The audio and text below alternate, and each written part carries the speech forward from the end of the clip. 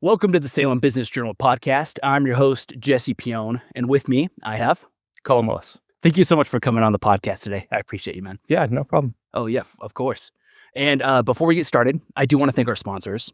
So quick thank you to Collier Law and Compass Visuals for sponsoring the podcast. You guys make it possible for us to do this and therefore make a difference in the community. So I appreciate you guys. Now, Colm. Yeah. The biggest reason that we were meeting today, besides, we didn't talk about the cats this time. Before we got online here, before the cameras were rolling, we did talk about cats and dogs. I'm a new dog owner. Yeah. So yeah, that was one of the reasons we came, but not the main reason. Yeah. Well, we really had to discuss about, because you're a new dog owner. But then also you're allergic to cats. Deathly allergic to cats. And so we were talking about your campaign strategy of, well, how do you make sure that you can still get the cat owner vote while being allergic to cats? And that's a uphill battle. It's a problem. Yeah. I've knocked on a lot of doors during my time as an elected official. And there have been people whose only question at the doorstep is, how do you feel about cats? And I have to be honest. I can't lie. So I have to say, I love cats and I'm deathly allergic. So I cannot have one in my home. And they don't always accept that answer positively. Oh, yeah. And that's a tough thing. What can you do? I might lose a vote or two over it. Well, and that's why I was saying, I really think that maybe you should send out a flyer just to cat owners themselves, just to let them know, I'm allergic to cats, but I'm not anti-cat. I'm not against cats. Yeah. Right. I could see that. I could see that being a good political strategy. Yeah. Well, your opponent, the second they hear this, they're going to be like, Colm hates cats, and in red lettering. I would hope that they wouldn't do that. I would hope not. I might do it. Yeah. I know. I get bored. Need a little drama in my life. I can just be pro dog. I have a dog. Love my dog, a lab. My kids love the dog. So okay, well, I could be pro dog. We'll talk about it later. Okay. Yeah. We'll just maybe I'll write an article about it. Put that on the back burner for. Can you be pro dog and not pro cat? And I think you can be pro both. I think you can be both for dogs and for cats. Then why don't you have a cat? Man, so I just don't think that all my personal decisions have to be a matter of public policy. I just think that's a thing. That's fair. Okay, maybe the policy decisions can stand for themselves. That's fair. All right, we'll move on. Okay. So the secondary reason why we came here, or the primary, it depends on who you talk to. Depends on who you depends. Yeah. So the Detroit Lake Drawdown, big deal for our community. It's a huge deal for our community. Yeah. And I've heard from a couple people that's already a little lower. Yeah, there's no question that the Army Corps of Engineers has allowed the lake to go down faster this year than I can remember in my 7 years as a commissioner. Mm-hmm. No question. And yeah, it's having a huge impact on recreation up in the lake and on the tourism industry this year. It's a big problem. Well, so let's start in the beginning. So what caused all this? Why are they doing this? Yeah, that's a great question. The Army Corps of Engineers released a supplemental biological opinion, and just recently, they just released it, calling for a deep drawdown of Detroit Lake. And the backstory to this is that in 2022, there was a lawsuit against the Army Corps of Engineers saying that the dams, and particularly the dam at Green Peter Reservoir in Lynn County, was prohibiting fish passage of Chinook salmon, making it harder for Chinook salmon to go up and down the river. And so the court ordered a deep drawdown of the Green Peter Reservoir. And this created incredible harm to the communities and the environment. So the deep drawdown of Green Peter caused $40 million in damages to the cities of Lebanon and Sweet Home, their water systems. They filed a lawsuit that's still ongoing against the Army Corps of Engineers. And it also had the effect of killing hundreds of thousands of kokanee salmon, because when they drew the water down that fast and that far, the kokanee salmon actually, just kind of like a human would, suffered what they call, I'm going to get the name wrong, but a type of trauma that's similar to when swimmers get the bends. So if a diver goes down too deep in water and then comes up too fast, it can actually kill them. Yeah, and so since the water's going down so low, so fast, and the pressure just got released so fast. That's right. And so you actually had hundreds of thousands of kokanee salmon washing down, dead, floating on the river. You can see these horrible pictures of fish death. And so I actually met with the Army Corps of Engineers. I think this would be in fall of 2004. And I just was very direct with them. I said, hey, are you thinking about doing a similar drawdown to Detroit Lake? I don't want that to happen. I'm very concerned about that. And they said, no, don't worry. We're not going to do that.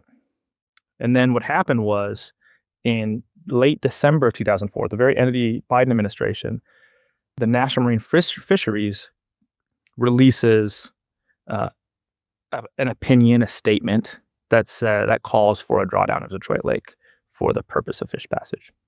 And so then the Army Corps of Engineers was going through this process, and they said, we have to reopen our biological opinion, we have to do a supplemental.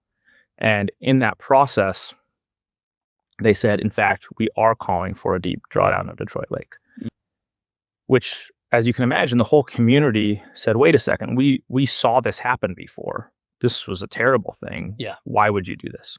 And in particular, one of the things that we're really concerned about is sediment being washed down from the lake bed into the downstream water systems. So that's the word they use is called turbidity. But it's kind of like if you have a pool of water and all of a sudden that water gets flushed really fast, then the dirt that's at the bottom of the lake is going to get pushed down with that water. And specifically in Stayton and Salem, those two communities, their water systems are what's called gravity systems, which means that they have these special ponds where the water from the river comes, and then it filters through a set of filters by use of gravity, and that's what gives you clean drinking water on the other side. Problem is, if you have a whole bunch of dirt and sediment that clogs up those filters, then the filters don't work and you can't get clean water. And for example, Stayton only has about 3 days worth of water storage. So if what happened in Green Peter happens on the Santiam River, Stayton is going to be totally without water, potentially for a long period of time. And that's best case scenario if it doesn't totally destroy their system.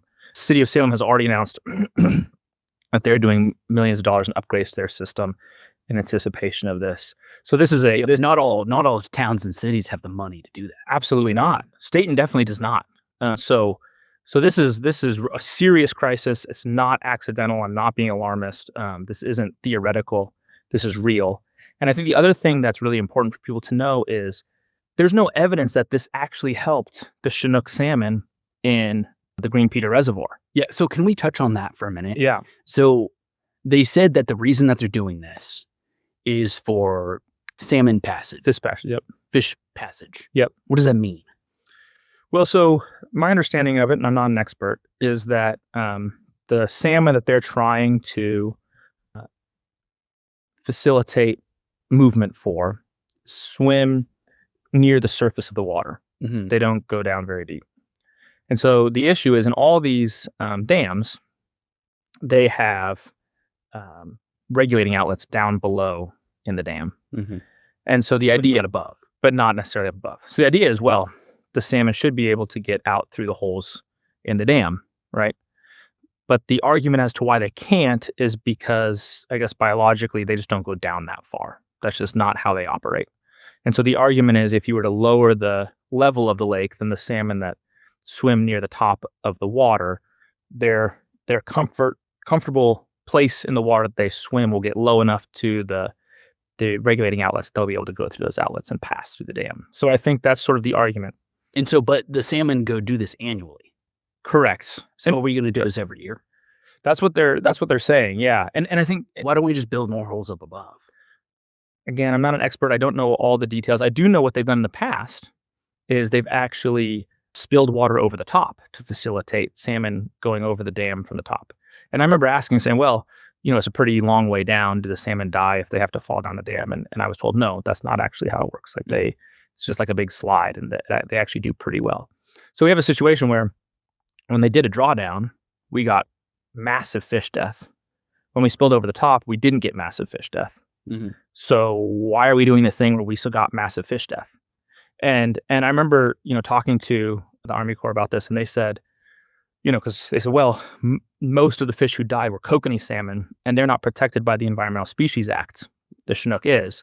And so it's not our job to worry about whether they live or die. It's our job to worry about whether the ESA protected fish live or die. Dude, that is so crazy. Isn't that Here's what really ticks me off, right? Well, because I'm native. Like, Okay. taking care of our environment's kind of like our thing. You know what I mean? Love the environment. In fact, most people do. Right. And what I think is so crazy is that the law saying whether or not you protect something is a reason why a lot of these environmentalists do it. I just think that's the most insane thing. Because, if you really care about that fish's life, what's wrong with this other fish's life? Why does that one not matter to you? Yeah. And it's not obvious that you're actually saving the Chinook. So there's no evidence that this actually worked. I think that's the other thing that's crazy is, in fact, I haven't seen all the evidence, but I think there's strong indications that it didn't work even for the Chinook. So you killed hundreds of thousands of kokanee. For sure. And you don't have evidence that you actually saved any Chinook. So what are we doing here? And that you did millions of dollars of damage to downstream water systems. And that you're going to harm the communities up the canyon. And I think this is the thing that gets missed so often is Detroit in particular. I was there the day after the fire in 2020. The town was leveled. Yep. It looked like a bombing raid had hit that town. There was maybe one or two buildings left standing. I mean, it was flattened. I remember seeing live fire from a propane or a gas line that was burning. I mean, it looked like an Indiana Jones movie. And that community and those people have worked so hard and have sacrificed so much to rebuild that community in the last 6 years. And it's really heroic what they've done and how they pulled together. And so the idea that you would then do something that does not obviously help the fish has serious consequences for downstream water systems and would destroy the economy of a place that was just destroyed by a wildfire 6 years ago is just mind-boggling to me from a public policy perspective. Like, let these guys breathe before you trash them again. I think that's the thing is there's just this real sense of alienation from this federal agency. And I think the thing that's important here that people sometimes miss is this goes across administrations. So this actually started under the Biden administration. It's still going on under the Trump administration. This is like one of these rogue agencies that sort of operates outside of the political dynamic. So I don't want the current administration to stop it if they wanted to. I don't know all the details. I know that we've reached out to the current administration and said, hey, take a hard look at this. Look at this again. Tell the Army Corps to do something different. So we're pushing on all the levers. But I will say this, I've been frustrated with our federal delegation. I don't think they've been loud enough on this issue. I don't think they've fought hard enough on this issue. They've given these sort of tepid statements by federal delegation. I mean, our senators and Congress people, to the extent they've said anything, they've said, well, maybe don't do it yet. Or maybe do a little bit more study first. And it's like, no, just don't do it. Don't do it. Mm-hmm. This is bad. It's going to hurt our communities. It's going to hurt the people in the canyon. It's going to hurt the people downstream. 200,000 people rely on this Santiam River and this Detroit lake for their drinking water. 200,000 people. I just don't know who these folks are that think it's appropriate to gamble with the health and safety of 200,000 people. And I don't know if you remember this, but in 2018, we had these algae blooms on the Santiam River. I do. And the city of Salem had to spend $75 million. They had to have a boil water notice. It was a big deal for our community. So I just think we do not want to be messing with our water. We have some of the best drinking water in the world. We're really proud of that drinking water. People have sacrificed a lot. There was an enormous amount of work in the 70s and 80s to make sure that this Willamette Valley had clean drinking water.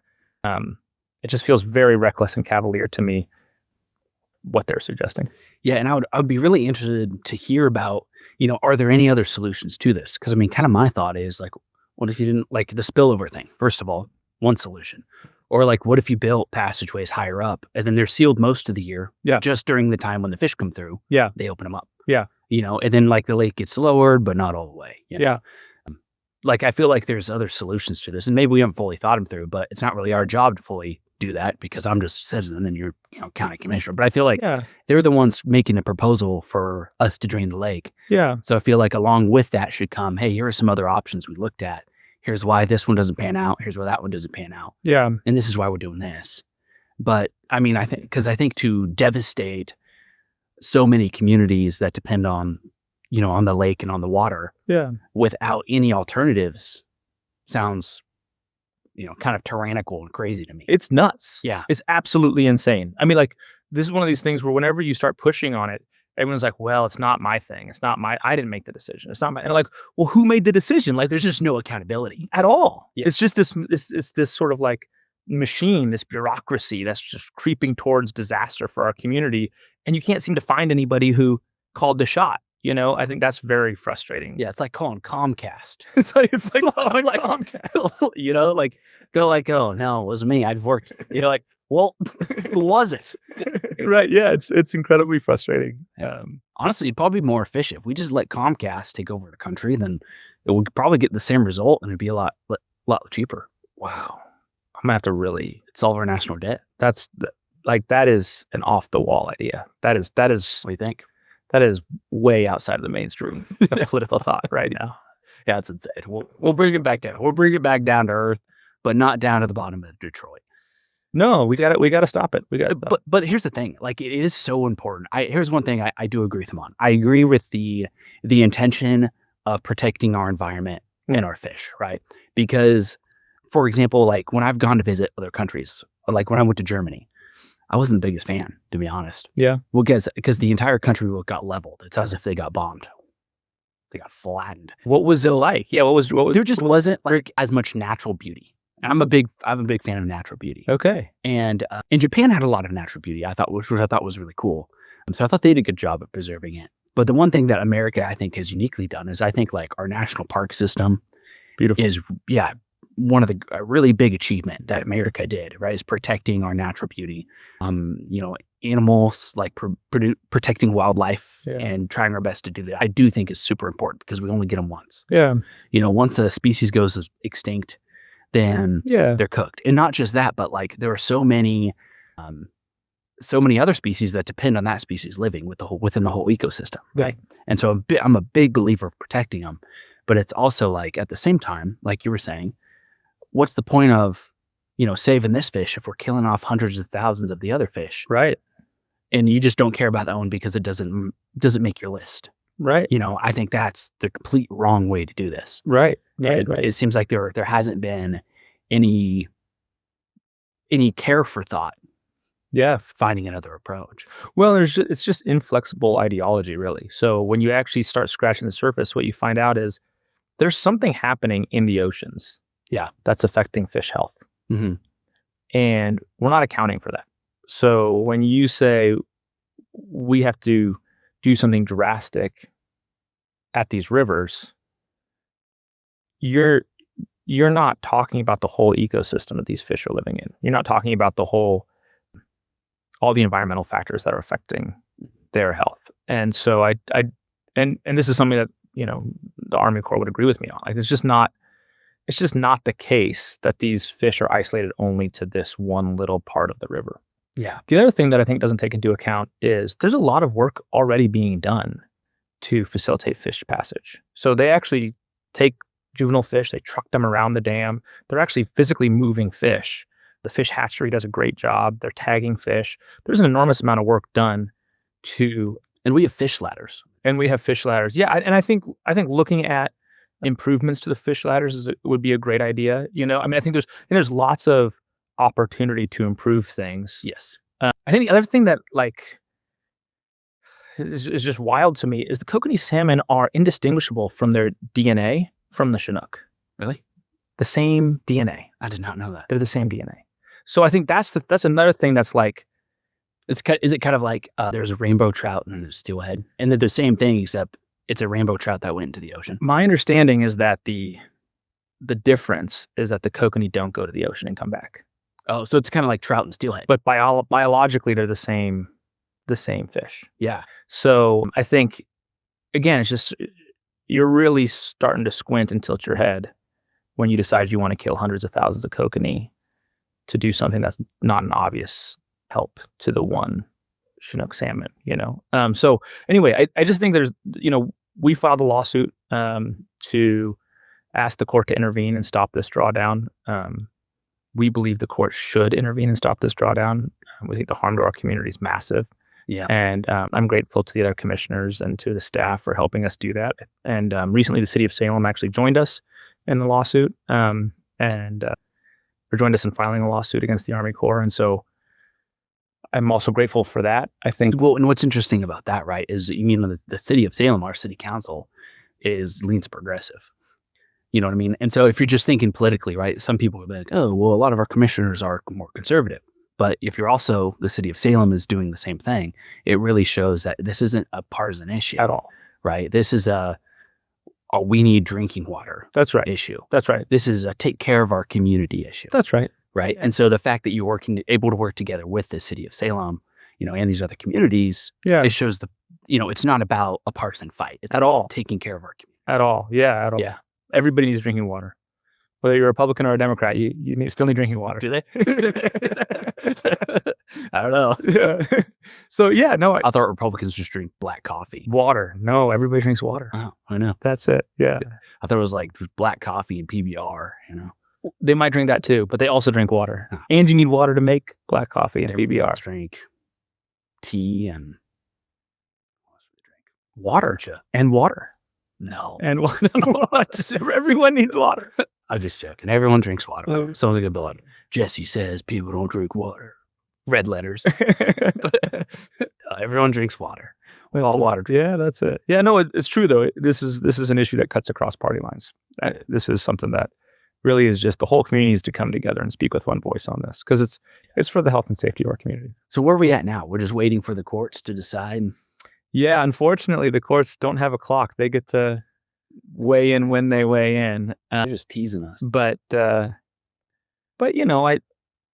have yet to meet someone who goes into public service or becomes a judge because they really hate their community and want it to be bad. I think most people go into public service because they're trying to serve in some way. So my hope is that whoever the judge is that gets assigned in this case will weigh in and make the right decision. I would say that I do feel like there's a lot of people who just kind of are meandering through in government roles. Yeah, and in politics. I would say this with a lot of meander. I've said this before. I think people who are cynical about politics, I'm very sympathetic to. Like, I think there's a lot to be cynical about.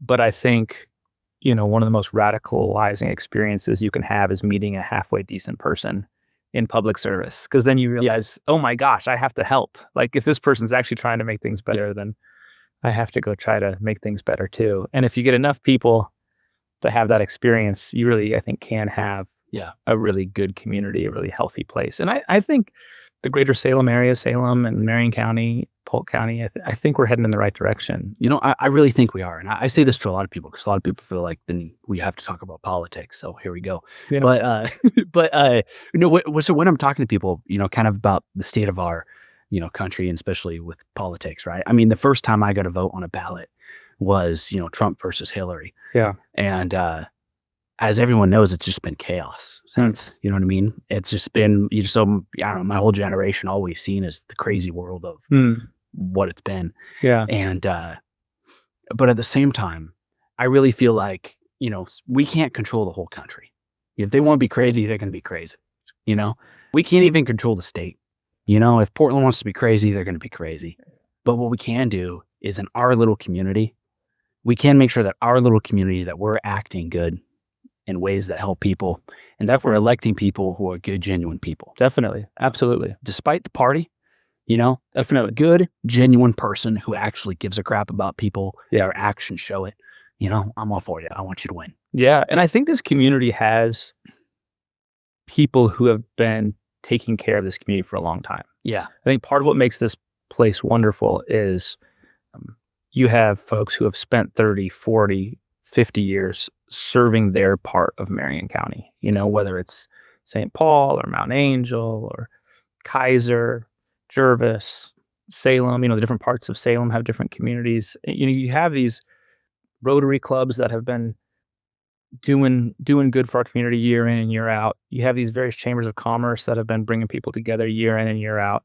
You have these nonprofits, these churches. You scratch the surface and you realize there are people who have given their life to help their little part of this place. Mm-hmm. And I think that's very encouraging. That's something that is real strength. And it's maybe not as flashy as what you'll see on social media or something, but I think we saw in 2020 when it seemed like the world was falling apart, we bent, but we didn't break. And the reason is because you have those people who really love this place and have dedicated their lives to this place. And so when things got hard, they just said, well, I'm not going to change what I'm doing. I'm still going to love this place. I'm still going to dig down and connect with other like-minded people to take care of this place. And we're going to figure it out together. And I think you really saw our community come out of that really profoundly stronger than when we went in. Yeah. And I take a lot of confidence from that, I completely agree. One thing that I would say is, there's a lot, I think there was some good that came out of COVID, the dark years.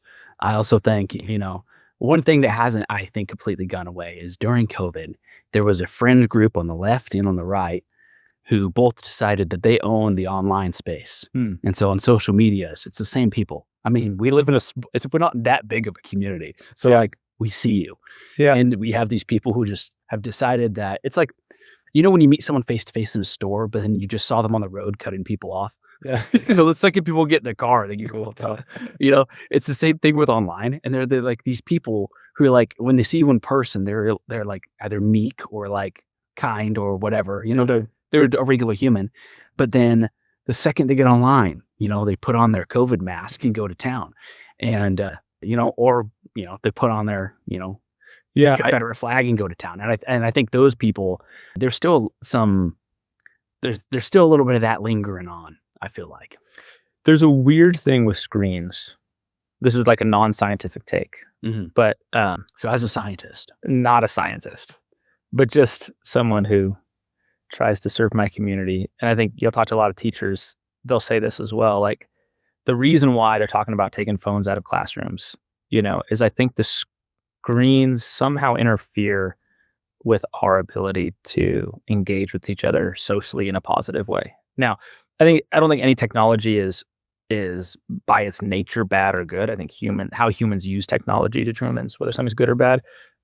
But I do think technology can kind of tend to push you in certain directions. And if you're not aware, you can kind of go along with it, And I think there's something about screens, there's something about social media that just inclines us to socialize differently. And I think we saw this during COVID when you had kids on screens all the time. When they went back in the classroom, you'll talk to any teacher and they'll say, oh my gosh, these kids were all emotionally dysregulated. And so I don't know what that is, but I have seen enough evidence of it that, I think there's something about screens or something about social media that's pretty unhealthy. Yeah, well, and we got to we have to think deeply about how to use it, because there's no question that the ability to connect with other people, the ability to have conversations about things that we really care about with people all across our community without a lot of friction can be a really positive thing. I think one of the happinesses of my life has been, I didn't expect this, but when I ran for office the first time, I met a whole bunch of wonderful people that I wouldn't have met if I didn't run for office. Yeah. And so I think there's something wonderful about that. There's something like there's this. I think one of the joys of life is discovering someone that you truly admire. Yeah. And if you get to do that kind of again and again and again, your heart becomes very full. So I think to the extent that there's technology that allows us to meet each other, get to know each other, come to admire each other, I think that's a wonderful thing. But as it's currently being used, that's not always the case. No, I would completely agree. Well, and also during COVID, right? I was all for it. I was a good boy in the beginning. Yeah. I even got some of the shots. And now when you go look at the data and that Pfizer knew that that the effectiveness of the COVID shot dropped off in 6 months. They were trying to get us on subscriptions. You can kick rocks with that. God, that made me so mad. Well, because I went and got it because I'm like, I'm trying to do the right thing. Yeah. And then, after it's all over, they come out and they're like, yeah, actually, we knew it wasn't going to work from the beginning. It was going to die. And I was like, they wanted us to have to keep getting it forever. Well, for me, the two things that really concerned me during COVID, and obviously I was public about this, was when the governor said we had to fire people who didn't get the shot. And I just said, I'm not going to do that. I'm not going to tell someone that your personal medical decisions are a condition of your employment. I just think that fundamentally violates kind of the principles of America. We don't tell you what medical procedures you have to get in order to work here. That's just not a thing. If you don't get lip injections, you can't. That's no way. I'm just never going to do that. I'm never going to make somebody's personal medical decisions a condition of employment. Get lip injections? Probably not. Probably right. You heard it here first. Probably not going to do it. Okay. So that was one thing where I just felt like that just way overstepped the bounds of kind of what our consensus as a community. And then the second one was, we were looking at the epidemiology reports. And so when they were coming out with these rules that had nothing to do with the data, where we could see that nobody was getting COVID from restaurants or nobody was getting COVID from gyms, but they were closing down restaurants and gyms. And lots of people were getting COVID in nursing homes and these other places. That didn't make any sense to me. And then the other one was when they shut down the churches but allowed you to go to the mall or the movie theater. Okay, I was like, what are we talking? This is not a thing. Okay, for the first 6 months, I was actually backing up, a lot of what the governor was saying and what a lot of people wanted us to do because I was like, we don't know what this thing is, and it was scary. This random disease pops up out of nowhere and starts murdering people. That's crazy. Yeah. And so, of course, we want to do the best can. I was out there, handing out iPads and helping get things ready for. We did the vaccine clinic with the Salem Hospital at the fairgrounds. Yeah. But then, when I started seeing the rules that didn't make sense, that weren't following the same science that they were talking about. Right. When Costco and Walmart were packed, but every single local shop got shut down. Right. What's up with that? Right. Costco was like sardines. Right. It was Walmart. Right. Our local shops had to shut down. That ticked me off. Right. I was like, let me some local families depend on that income. 100%. We got shut out of business. 100%. But then just because Walmart has a better lobbyist, you allowed them to stay open. Yeah. It was. And when somebody said but it's the science. And I was like, so the science says if you're with 1,000 people in Costco, you don't get COVID. Yeah, and those people aren't wearing their mask. But if you're with 50 people at the local shop, you do get COVID. Is that what the science says? No way. Absolutely not. So I just think it became very clear, like you said, that the rules were tailored around lobbying efforts, not actually about pulling the community together. Well, and then it was for the schools, right? Because I was on the school board at the time. Yeah. We had, child abuse reportings drop. Massively. Yeah. And same with domestic violence. Yeah. And to me, those are things that matter to me, partially because of the way I grew up. Yeah. But also these kids are trapped at home. Yeah. And I had my little sister at the time. She was living with me and I was trying to get her to graduate high school. Yeah. And, I didn't tell nobody because it's not your business. Okay. But, I saw her and she didn't learn a dang thing the entire time. I was actually in college at the time. None of us were learning anything. Right. No matter what you do, nobody learned a dang thing during COVID. Right. We just finished homework assignments that we were supposed to finish. Right. Right. And anybody who was in school at the time will tell you this. There's not a single person I know, and you can leave a comment if you'd like. There's not a single person I know who came out of COVID and man, I really learned a lot more than I would have if I was in person. Well, I think something else that adults do, I remember this when I practiced law for a couple of years, and I remember the senior partners would always kind of be frustrated with you as a new lawyer because they would kind of act like, how do you not know this stuff? This is so basic. And I think something that humans do is we forget learning stuff. Once you get to a certain age, you don't realize how much you've learned. I have a 1.5-year-old at home, and he, just started talking. And I realized for the last year, all he's been doing is thinking about talking, trying to say words, trying to pronounce words. You think about how hard it is for you or for somebody to try to learn a second language, and you realize that's what children do from 0 to 2 years old. All they're doing is trying to learn that language. And we totally forget the effort that it took to learn our first language. We totally forget that. And I think we also forget the effort that it takes to learn to be social with each other. Yes. Like we think about you of that. You think about how awkward, like maybe your first dance was or something, or how embarrassed you felt, the first time you were on a sports team and you screwed up, right? And you realize like there's this whole social element to us that once you've been doing it for 30 years, it feels like you've always done it. Yeah. But you haven't always done it. You had to learn it. And I think we just, unfortunately, the adults in the room that were making these decisions, they forgot how important it was. Yeah. For 8-year-olds and 9-year-olds and 10-year-olds and 18-year-olds to learn this stuff in society with other people. Yeah. And so they really just downplayed the importance of kids being with their peers, being with other adults. Yeah. And it definitely harmed those kids. Well, and I think that, we were here's what, kind of my thought on it is that there was a bunch of adults looking out for themselves. Yeah. And then getting lost in the sauce of politics. Because in our own community, we said when we get X amount of teachers vaccinated, we're going to reopen the school. Yeah. What happened? We got X amount of teachers vaccinated and then some. Yeah. And we still didn't open the school. Yeah. That's when I got ticked. We were about a year and a half in of, learning not happening, kids being still being abused at home. Yeah. We had downright depression amongst Big time. any kid that I knew. Yeah. And it screwed them up for so many years. Some of them are still screwed up to today just because you wanted to make a political statement and look out for yourself. I don't know. And it was very obvious again, we were looking at the numbers weekly, if not daily, and we just were not seeing serious illness among kids from COVID. We just weren't, again, maybe the first 3 or 4 months you don't know. And so, you got to take precautions, but for sure, by the time we were a year into it, we knew that it was not a serious threat to kids. We knew. So anything we did after that was all for the sake of the adults, not for the sake of the kids. And I think so much of, public policy is just, we have to do better. Often what happens is someone will come to you with a solution and it's an okay solution. But I think we all have an obligation to ask, can we do a little bit better than that? And I don't think you have to hold out. You don't have to be a silver bullet person. You don't have to be an idealist. But I think you have to try to do the best for your community. And so with that, I think, at least in my job, I try to think okay, this is a pretty good proposal. How can we make it better? Mm-hmm. How can we be a little bit better? And so I just wish that during that time, one, we had said no more quickly to the obvious things that didn't make any sense. Yeah. And two, that we just tried a little bit harder to make our solutions work for every segment of our community, not just the loudest segment of our community.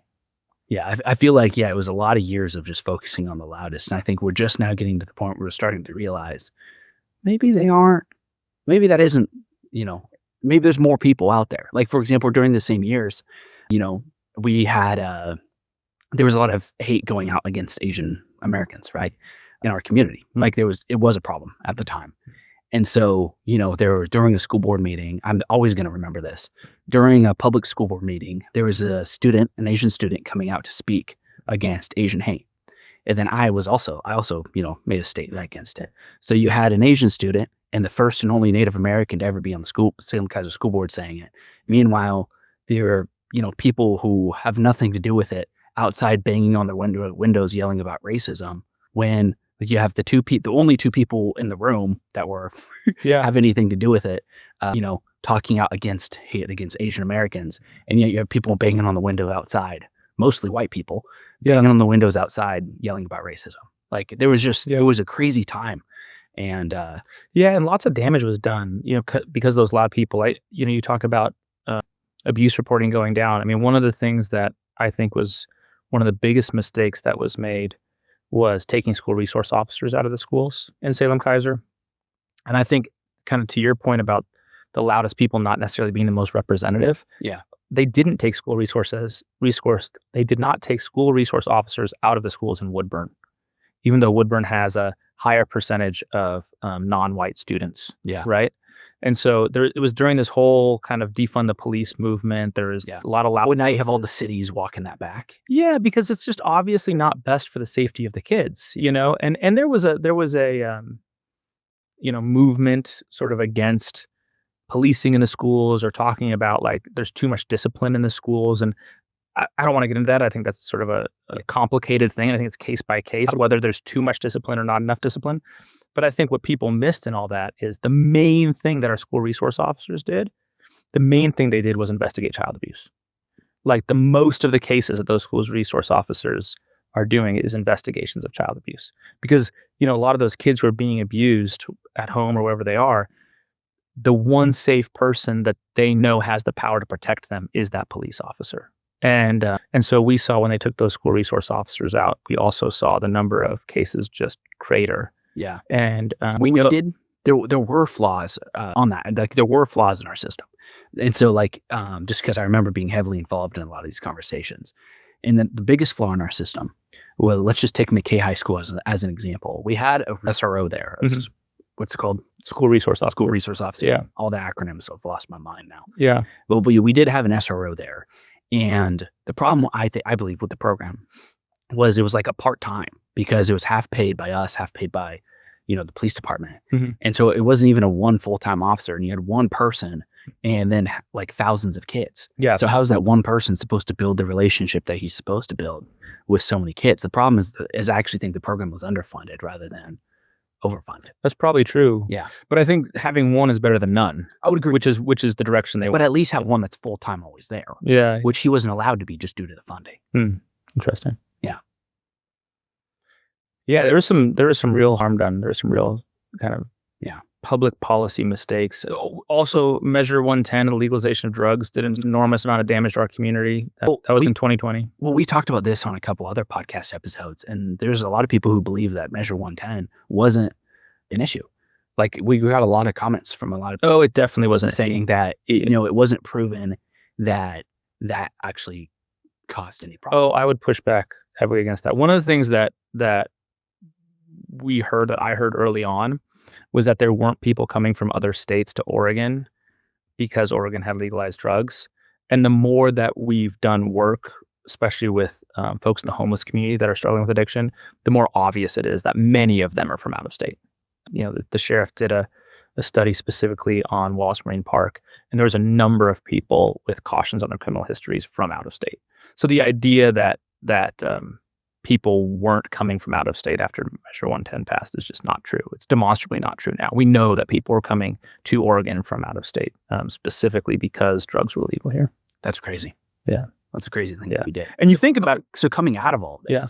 one thing, to bring us back to the light, I've noticed, in the past few years that the county, I feel like you guys have been doing a really good job partnering with the city, partnering with the sheriff, like really, it seems like you guys have been a lot more active than I think I've ever seen the county be.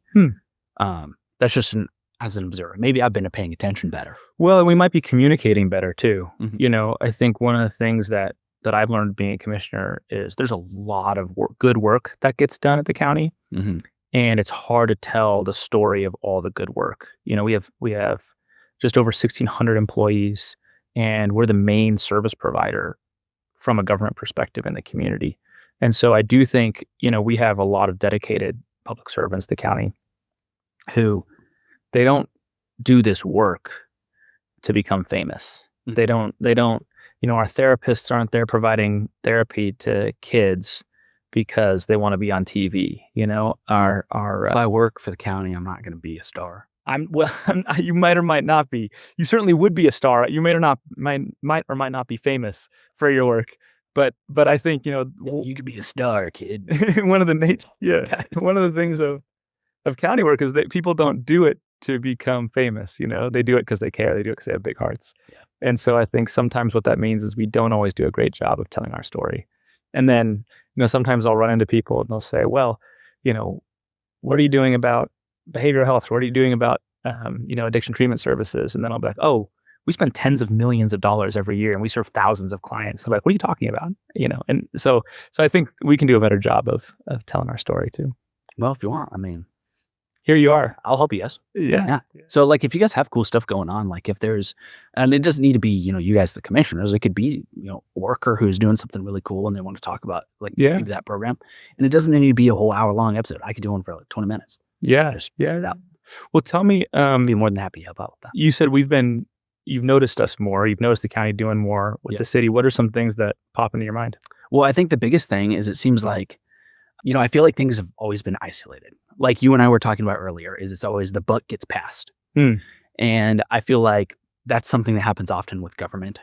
And that's been one of my biggest, frustrations with government is it seems like when there's not change, people like to blame everybody else instead of just doing it. Yeah. And I have felt like between, the commissioner's office, the sheriff's office, with the city of Salem, the city of Kaiser, I think everyone's been playing in the sand well together, and it's a lot less isolated. It seems like than it has been in the past. Like I feel like I've seen several times of, you guys working together on something, as opposed to them just doing it by themselves.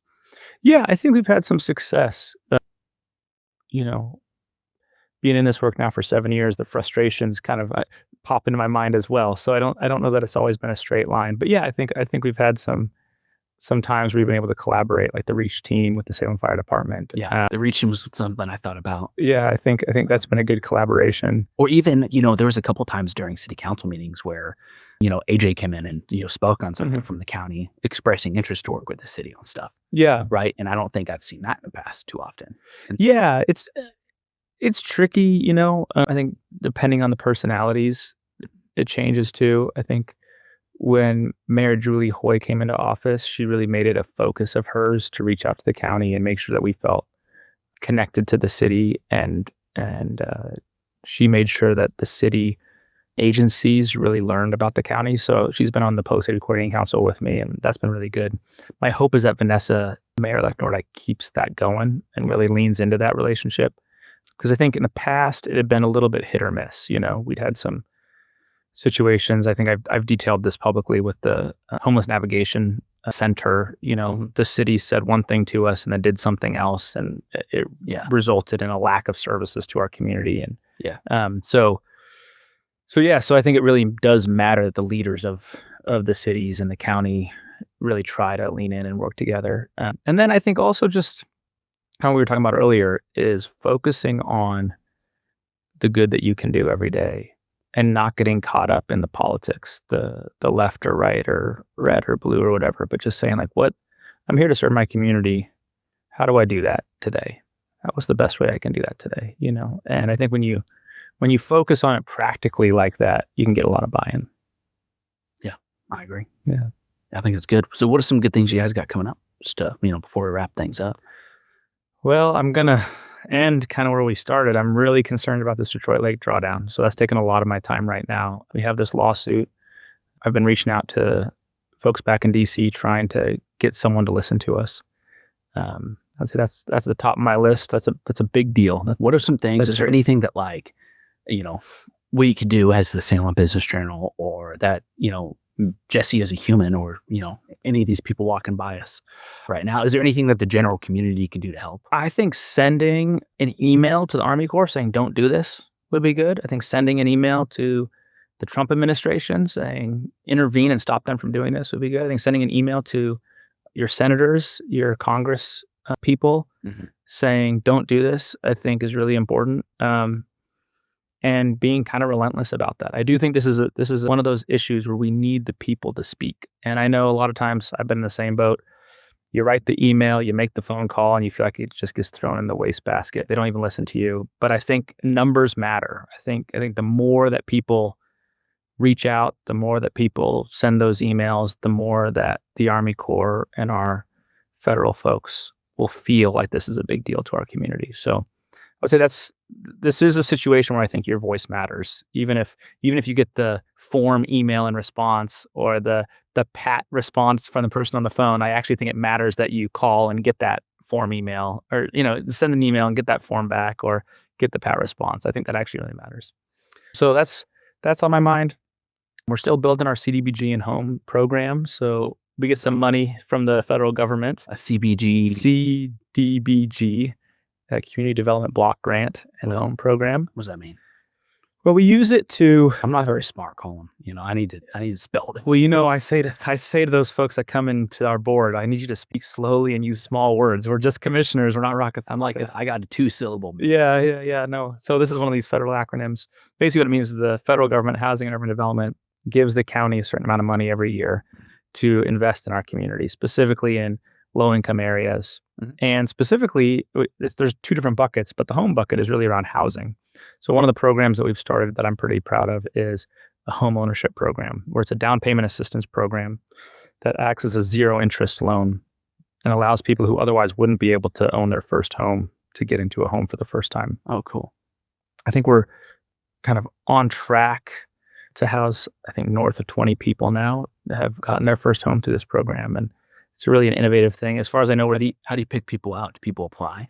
they have to apply, and they have a process. So we partner with a nonprofit because, you could put somebody in a home, but if they don't know how to do their finances, they could lose the home, and we don't want that. It's like, why do we do all of it? Right. So there's a process where you learn how to budget, and you get approved by a lender, and you kind of get What nonprofit? Yeah. What is it called? I'm gonna have to get back to you. I forget now. Dev Northwest, I think is it's called. So they specifically help with this and other communities as well. So that's cool. Partner with them.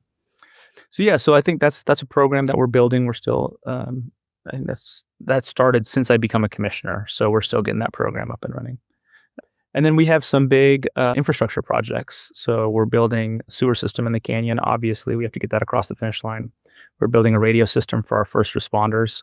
That's a, I think, $14 million project. That's a big project. We're building a water system, speaking of water, in Brooks. So that's a big project. So we have some, all told, I think we have well over $100 million in infrastructure investments.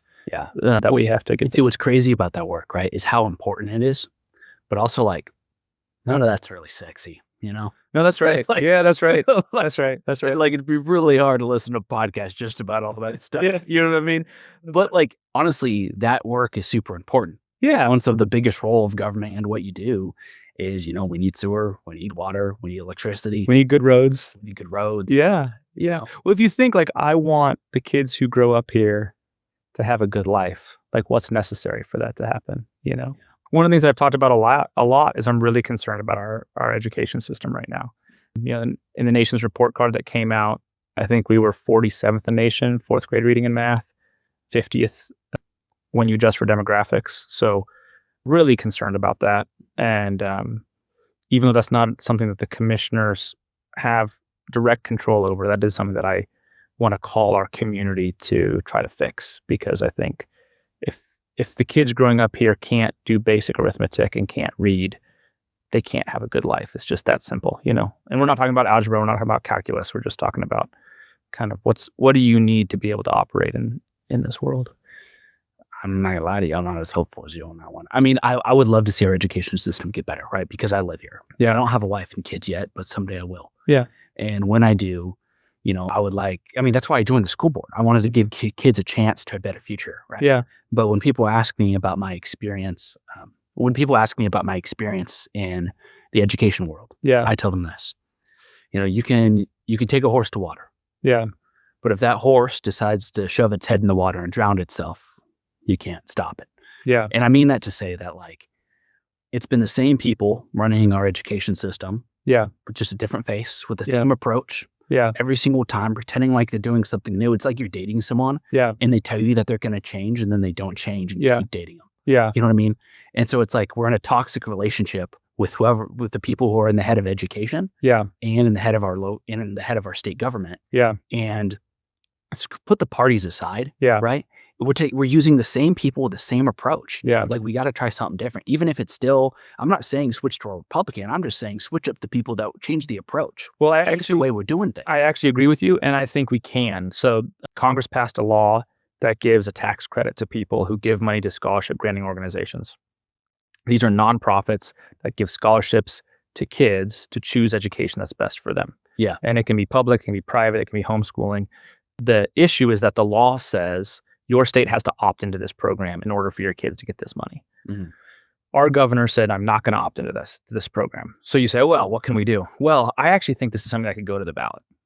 The polling is really positive on this. The majority of people want this in Oregon. So I actually think this is something that if we came together and said, hey, let's put this on the ballot. Let's let people have the opportunity to choose to say yes to this money. Then I think people will vote for it. And I think we could bring that to Oregon. And I think the reality is, if we don't, what it means is people will still get that tax credit because it's a federal tax credit. Every U.S. citizen is entitled to it. So you're going to have people in Oregon donating money to these scholarship granting organizations that are prohibited by law from giving that money to Oregon kids. So we're going to have people from Oregon giving money to kids in other states so that they can get a good education. But they won't be able to give that money to kids in Oregon so that Oregon kids can get a good education. Do that. That's insane. I just think like this is a situation where everyone I've talked to says this is a good idea. That's exactly my point. So it's kind of like if you had a kid who was a drug addict, right? Yeah. Like you can tell them, I love you. I want you to do better. Like I really want what's best for you. And there's nothing you can say to get them to see that stopping using this drug or changing the way that they are living their life, they have to want it. Right. And I just really don't feel like we want it. But I think the people of Oregon want it. I think they do. I think if we put this, They don't want it enough to vote in different people or not even vote different people, but to push the people that are currently in to change the way that they're doing things. They don't want it bad enough to actually change anything about their life or change the way that they vote or to even show up to freaking vote.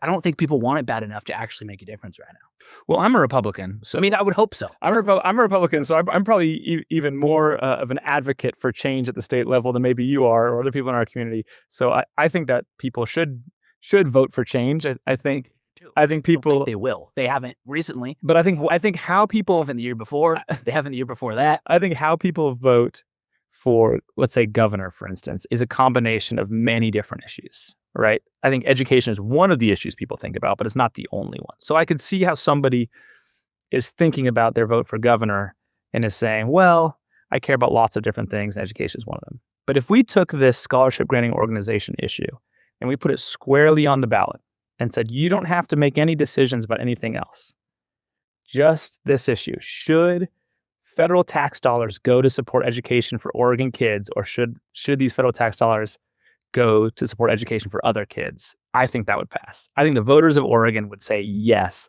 let's do the rational thing. Let's not do the crazy thing. See, and I agree with you on that, right?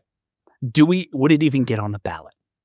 That's another. People have to want it, That's exactly it. And I don't think they want it. I think we are like, as a community, we are the drug addict who is okay with the way that things are. And I wish we weren't. And I want better things. And I'm going to try my best to help make sure that we're not, because I don't really give a crap about the party, to be honest. I'm an independent. Like, I care about my tribe. Yeah. I do a lot of stuff with my tribe. Yeah, this and work. And I do my best to tell the facts and tell stories and share ideas. And I'm really hoping that I'm wrong on it. I don't see it changing anytime soon. I would agree with you that our leaders don't want to change. I think our people do. I think the voters, if the people in Oregon want the change, then change the leaders.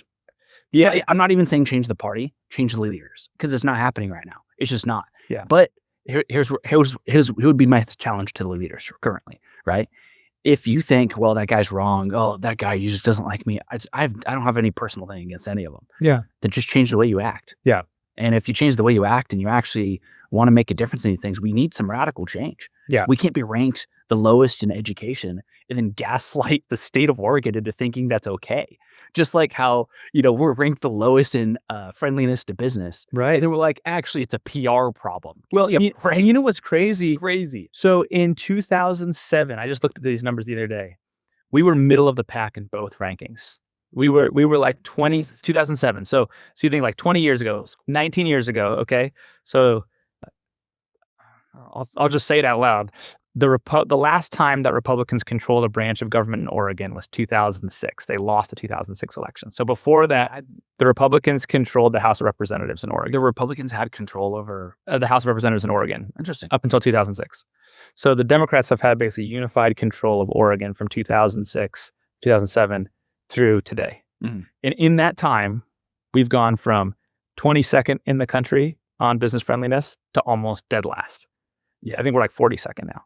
And in that time, we went from middle of the pack in education to dead last in education. At the same time, we doubled the amount of money we spent per child on education. So this is not a money problem.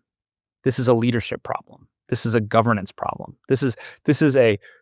We have good intentioned people. And I mean this very sincerely. There are good intentioned people running our state who just have the wrong ideas about what actually makes people's lives better. They think that going this direction will make things better, but it actually makes things worse. And what we need those folks to realize this, to go back to what originally motivated them to get into public office and to change direction. I do believe they go in there with the best intention. I do believe that. Like, I do believe, like, any of our current leadership, right? Whether it's our House leadership, Senate leadership, even our governor, I do genuinely believe, like, I'm a strong believer that people go in there with good intentions. I think they probably do have good intentions, but I also believe that sometimes we can be blinded by party. I think that we can be blinded by, what people tell us, how they think we should think. And sometimes we're afraid of saying that we're wrong. We're afraid of saying, hey, you know what? I've been in office for a long time and we haven't done this. Yeah. And you know what? Maybe I'm wrong and maybe we should try this other thing. Yeah. And I think sometimes our pride and ego get in the way of that. Yeah. And I wish that wasn't the case. But I don't know. Yeah. I just think I haven't seen any changes in the last few years. I got, elected in office like 10 years ago and there hasn't been a change since. So I'm not. Yeah. Well, this scholarly, like this thing on the edge, scholarship granting organization thing is a new policy. It just got adopted in 2025. I think we can put it in front of the voters, and I think the voters should do the right thing. So, you know what? And I will do whatever I can to support that. Thank you. I care very deeply about, our kids. I care deeply about like our homeless population. I care very deeply about our community. I want it to thrive and do well. It's just, we need our community to also want it. Yeah. Yeah, definitely. And we have to kind of want that enough to where we're willing to hold our leaders accountable. Yeah. I'm not even saying change the leaders. I'm just saying hold them accountable. Yeah, for sure. And if they can't, I'm not even saying go Republican. Pick someone else. Right. I'm just like, my whole point is like, we need to change some stuff. Gotta have some change. And if we don't change anything, we're going to get the same result. Yeah. Here in Marion County, we're doing great. The people here are great. I mean, I put us up against anybody in the state. Have you seen the meme of the dog in the back of the bus? You're like, everything is fine and it's all on fire. Well, here, I really believe Marion County, the trajectory is like straight up and to the right. Portland is just a mess, and Portland's been a mess the whole time I've been a commissioner. But I just think, the better we get, the more we improve, the more we influence the communities around us, the more we inspire people to change, to make good change. And I really believe that. So I might be a little bit more optimistic than you, but I'm also willing to roll up my sleeves and get to work. Well, I'm not optimistic. I believe that life is choices. So right now, here's what I believe about our local community. I believe our local community, we're at a fork in the road. We can choose, we can either choose to become Portland, Oregon, or we can choose to become Vancouver, Washington. So if anyone's been to Vancouver, Washington recently, it is beautiful. They have invested a ton in the community. There is beautiful thought. Like, people think they're happy. They want better for themselves. I was just up there the other day. They had like a cool car show driving through town. Everyone was out in the street, like, watching it. One of the most depressing things you will ever see is the next time you drive to Vancouver. Yeah. You're on the bridge. Yep. To your left, there's just glittering rows of brand newly developed buildings. Yeah. That have been developed with Oregon investment dollars. And when you look over your shoulder, I'm not making this up, there's literally a trailer park on the Oregon side.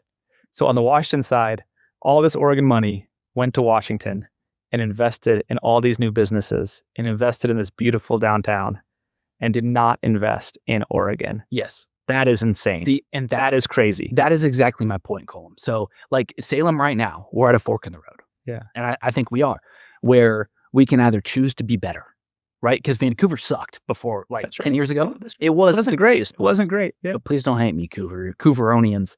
But now it's a beautiful spot. Like, I love to go there and visit. And I would love for Salem to be that, right? It doesn't need to be exactly, we're going to have our own flavor, obviously. Yeah. But that same mindset of wanting to be better, do better, make policy decisions that accompany that. Or we can go down the path that Portland went down and let our homeless problem, which has already been a problem, get worse. Yeah. We can allow crime to rule the streets. Yeah. We can shut down businesses and have them leave our downtown, which is what Portland did forever. Yeah. So we're kind of at like a path. Yeah. And what path we're going to choose is going to become very important over the course of this next year. Absolutely. And I think it's so important to not accept mediocrity. Yeah. I think it's so important. Like, if I could tell anybody in this community one thing, is like, you don't have to accept it. One of the things that drives me so crazy is when you have leaders that basically tell you nothing can change, or this is the best we can do, or, oh, well, it's always been like this. It's like, what are you talking about? These are choices, to your point. Yeah. This is a choice. And the first thing that's necessary for us to change where we are, to make things better, is to believe that it's possible. Yes. If we believe it's not possible, we won't try. So I just think it's so devastating when our leaders tell us that this is as good as it gets, or it's going to take a long time, or there's nothing we can do. Yeah. Like I think that's like poison in the community. Yeah. I agree with you on that. Yeah. Now, when it comes to education, you can't get rid of a lot of them because the unions don't let you. But I just think if you empower people, if you empower the individuals, the families, the ordinary people, I'm not going to say that, but people have accused me of being a bit of a Pollyanna on the American experiment because I think it really works. I agree. I think self-government really works, but everybody has to buy into it. Everybody has to participate in it. Everybody has to decide that they're going to keep this republic going, that they're going to make it a government of the people, by the people, for the people. Yeah, but both sides make it so it's not, right? I mean, you have these large corporations kind of ruling the roost in a bunch of different ways. And then you also have, these public sector unions, running things on the other side. And then like neither of them, I believe, are truly representing the people. But I think we have the power to push back against those big interests. We do. I really do. But you have to want it, and you have to believe it. You have to believe that ordinary people can do extraordinary things. And I think that's what I see is I see like if we empower the parents and the kids, we'll empower the teachers. I can't tell you how many teachers who are so frustrated with the situation, with the administration, with the policy. Yeah. And it's like if you empower the families, if you give them the resources they need to start their own schools, to do their own thing, you empower the teachers to teach kids the right way and not the wrong way. I just think so much of the way I think about the world is how do we make the dream of the Republic real? How do we make what was promised in the Declaration of Independence real? Because it works. I think it's true. And every time that we've had something that hasn't lived up to that, whether it's slavery or the civil rights movement or whatever, there's always been voices of people who say, well, there's nothing you can do. It's always going to be like this. And those aren't the voices of the truth. The voices of the truth are the people who tell you that you can do better, that ordinary people can change things. And I think I'm very passionate about that. I think half the battle is just reminding ourselves, reminding our community that we do have the ability to have the government we want. We do have the ability to have the community we want. We do have the ability to be like the Vancouver side of the river with the life and the joy and the investment and the businesses and the community. We don't have to be like the Oregon side of the river that's basically undeveloped and not a place for people. And the biggest thing is it's a choice. It's a choice. We can just choose to be better. Yeah. And I do believe that. And we're at a fork in the road right now in our community, where we can choose to be better. Yeah. And I do think that. And I really hope that we pick to be better. Let's do it. And let's do it. You're a little bit more optimistic about the speed within the education world of us doing that. But you know what? I hope that you're wrong. And I will do hope that I'm right. You hope that I'm right. I hope that you're right. Thank you. Okay. Fix that. Fix the record. Fix the record. I do hope that you're right on that. And, I really hope that we do that in a way that, that really takes care of teachers. Yeah. That takes care of kids, takes care of parents. Yeah. Because that's something, I'm super passionate about and care a lot about. Yeah. It's just, will we do it right now? I don't know. But I hope that you are correct. We got to try. Do you think that your stance on the Detroit Lake Drawdown will help with the cat vote? Man, people who love cats do not like that I am not a cat person. So, I mean, for certain people, they're single issue voters. But if you think about it, you're trying to help fish. And cats like fish. So therefore, I'm pro-cat. I like that. I can follow. I can get there.